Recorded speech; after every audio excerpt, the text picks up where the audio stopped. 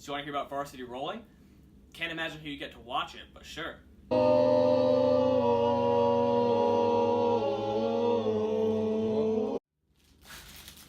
Rolling. That's something I haven't thought about in years. Well, I'm not even sure if I'm allowed to talk about it. I mean, where should it even start? The beginning? I mean, all right. So this is it. This is the hill in question. Right here you'll see the Tiverton High School varsity rolling professional hill. Here we would have the varsity rolling team and the junior varsity rolling team roll at the same time, go through the same practice and training, because I mean, really they all have to get the same experience that someday they can move on. You'll see here we have only the finest of grass. Now, when we had the rolling team up and going at its strongest, all this grass wasn't here. It was just dirt. So you wouldn't have anything to like slide on when you were going down. All that dirt would catch you and hold on to you real tight. When you're rolling uphill, you wouldn't have any grass to pull yourself up on. So it was all right there in the core. Oh, it was great at the beginning. Just spectacular. Okay, it was just me, Bennett, and Max. We were all leaving Jazz one day, and Bennett just had an idea. He took us out back, took us out his backpack, and started rolling. And then I hopped over the fence and started rolling down myself. Max followed me, and then all of a sudden, we're just rolling down the hill. And that's just how it was for a while. Just the three of us hanging out, rolling down some hills. And one day we got to the bottom to go climb back up, and Bennett just lays down and starts flailing his way up the hill. And we stop, and we say to him, "Bennett, what are you doing?" And he just pauses and says, "Varsity rollers roll up the hill." And then we had our name. The Tiverton High School varsity rolling team. Isn't it great? I'll bet you never heard of anything like it in your life. When I first heard about the Tiverton High School varsity rolling team, I was skeptical. I mean, varsity rolling? Don't tell Bennett I said this, but it's hardly a sport. It's a real sport. No, it is. Because it's in the core, and it's your agility, and it's your ability to endure. I mean, you can't catch someone with motion sickness rolling. No. See, it is a real sport, because if you look at this... Those were the golden years, just friends hanging out and rolling. But then Max left, and everything went to shit. Well, after Max left for college, we were seriously lacking in membership. I mean, he was literally a third of the club. So I had this idea to open it to the public, expand it, grow it. I wanted to start a movement. So senior year, Bennett goes around with this piece of paper during lunch one day. He starts going up to kids and signing them up for the team. I say, "Bennett, none of these kids are going to actually show up." And he just smiled and kept on writing names. We all thought he was nuts. But hey, who was I turned down? I mean, it's just a joke. He'll snap out of it sooner or later. But then the day came, and of course Corey, Holden, and I went with him to the hill just to see what would happen. And what did we see? But 46 kids. 46! Ben had gotten 46 kids to stay for 2 hours after school just to come down a hill with him. It was unbelievable. Well, I knew I was onto something. I mean, I just knew it. And those kids did too, so we got down to business. I named Holden and Corey as co-captains, and we started with the basics. Alright, so rolling, pretty simple, pretty basic. Everybody can do it, but not everybody can do it right and well. So first you want to make sure all your pockets are emptied. You can't have anything hanging out in you. Then what you want to do, take your hands, make monkey fists. Put them up to your shoulders. Now, you never want to cross any part of your body when you're rolling. You're going to get your knees all knobbled up. You're going to break a knee. You're going to snap an elbow. You're going to be bouncing all the way down the hill. You don't want any of that. What you want to do is you want to make your monkey fists, tuck them up into your shoulders. Get down on your knees, all right? And then when your captain says so, I'm just going to do it myself because I'm the captain, you know. You want to just drop right down onto your gut. And then what you're going to do is you're going to get a nice roll. Keep your feet round shoulder width apart.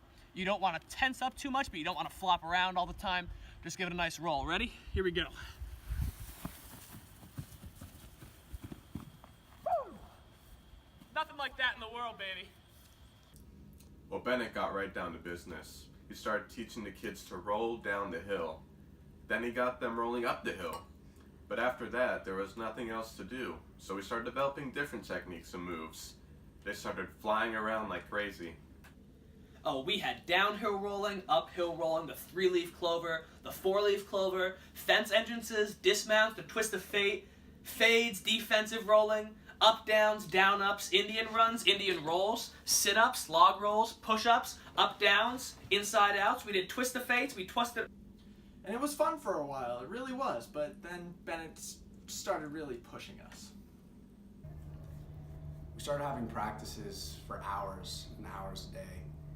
We would be there from 3 until 6 or 7 some nights, just rolling. I mean, and this was in the fall, so it would start getting cold and dark at like 5 o'clock. But we would just stand there and keep rolling, and Bennett would just say to us, "The hill will guide you." And we would keep going.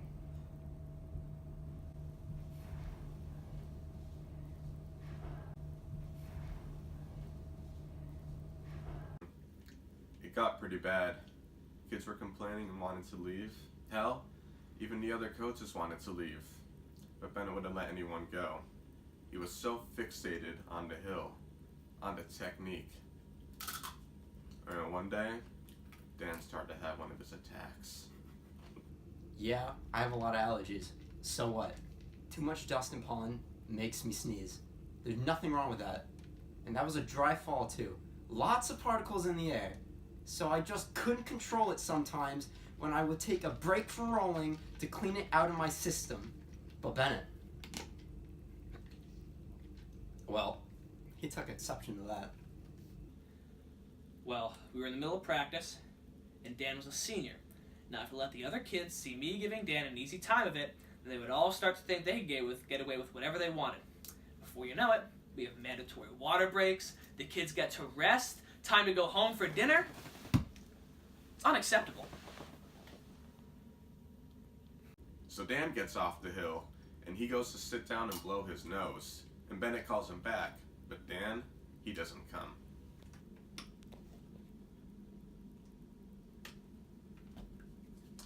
Oh yeah, he didn't even move. He just sat there and blew his nose. So Bennett calls him again, and there's no response. And at this point, I'm just worried about Dan, because nobody had refused Bennett like that before. I mean, really, it was like the kid had a death wish or something. So there's this big fight. Bennett's yelling at Dan, and he's arguing back. And Bennett says, "Well, if you don't want to roll, you can leave."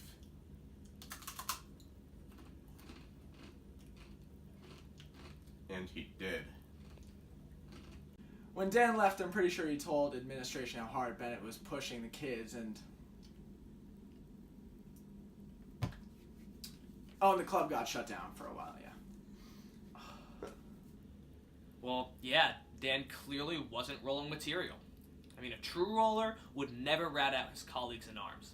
We lost an entire winter of practice, a whole generation, never to know the glories of snow rolling. That's unacceptable. So in the spring, I obviously had to come back with a bang.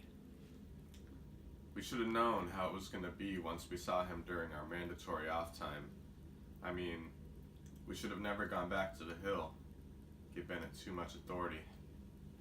Over the winter, Bennett went absolutely mad. He locked himself in his room, and he just kept working on new techniques, new strategies, forms, and styles, and it was terrifying. And when he came out of his room in the spring to restart the club, he had no idea. The other kids had taken this chance to quit. I mean, they liked it at first, but he just pushed them too hard. None of them came back. It was just me, him, and Corey at the last practice. And he did not like that at all. I mean, who in their right mind wouldn't want to roll? Why would they leave? I mean, they must not have been real rollers. I mean, they weren't the athletes that I wanted them to be. Not everybody can handle the hill. It's too strong for most people. But I can. I can handle the hill. I'm in control of the hill. It's my hill. I have the hill. I'm one with the hill, and the hill is with me. I'm one with the hill, and the hill is with me. I'm one with the hill, and the hill is with me. Bennett came in with this plan. He had a new role. The conjoined role. and he wanted me to do it with him. I told him, no way, it's too dangerous. He had finally let his hubris get the better of him, but he wouldn't take no for an answer. He just wouldn't stop. I had to roll. Corey didn't want to do it, but Bennett made him. I couldn't stop it. I tried, but maybe I should have tried harder. When it happened, we rolled together, and halfway down the hill, Bennett lost control and kicked Corey's head into a rock. And that was it. A promising career of rolling down the drain in a second. A single roll ruining a lifetime of potential. I was concussed for about a week, but the doctor said no more rolling, and that was that. I'm sorry. It's really hard to talk about. I walked Corey to his car, and when I came back, Bennett was just rolling. Up and down, up and down. I called out to him, tried to get him to stop, but he was gone. Now he'll tell you that it was the hill. He'll say, the hill called to me. The hill made me do those things. But he was just an asshole. He tried to pretend he was insane or something, like he was gonna roll forever, but I saw him sneaking away as soon as I stopped paying attention to him. He thought he could convince people to forgive him if he was just crazy, but he wasn't. He was just an asshole, a real dick. Your faith was strong, but you needed proof. You saw her bathing on the roof, her beauty and the moonlight overthrew you. She tied you to her kitchen chair. She broke your throne, she cut your hair, and from your lips she drew the hallelujah. Hallelujah. Hallelujah. Hallelujah. Hallelujah.